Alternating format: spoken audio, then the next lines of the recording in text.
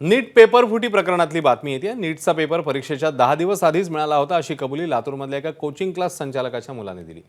Physics, chemistry आणि झूलॉजीची प्रश्नपत्रिका 10 दिवस आधीच मिळाली होती अशी माहिती त्याने दिली।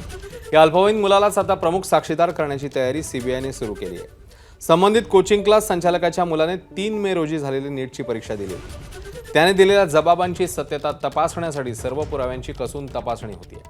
तर नीट पेपरफुटी प्रकरणाचं महाराष्ट्र कनेक्शन समोर आल्यावर सीबीआयकडनं आतापर्यंत 5 डॉक्टर, अनेक विद्यार्थी आणि पालकांची चौकशी झाली आहे। सीबीआयकडनं पुराव्यांची साखळी जोडण्याचं काम सुरू असून येत्या काही दिवसात या संदर्भातलं आणखी काही बाबी समोर येऊ शकतात।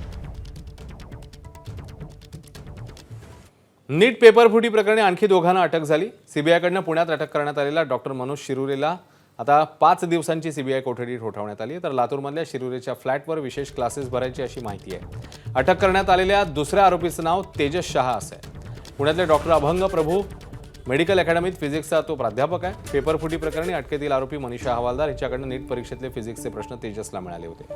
त्यालाही 5 दिवसांची सीबीआय कोठडी सुनावण्यात आली आहे। तर नीट पेपरफुटी प्रकरणी आतापर्यंत 13 आरोपींना अटक झाली आणि पुण्यातली आणखी एक महिला प्राध्यापिका सीबीआयच्या रडारवर आहे अशी माहिती आहे। संबंधित महिला ही एनटीए समितीत केमिस्ट्री तज्ज्ञ असल्याची माहिती आहे। या महिलेने परीक्षेतील प्रश्न मनीषा मांढरेसोबत शेअर केले होते, त्यामुळे या महिलेलाही सीबीआय अटक करणार का पाहणं महत्त्वाचं आहे।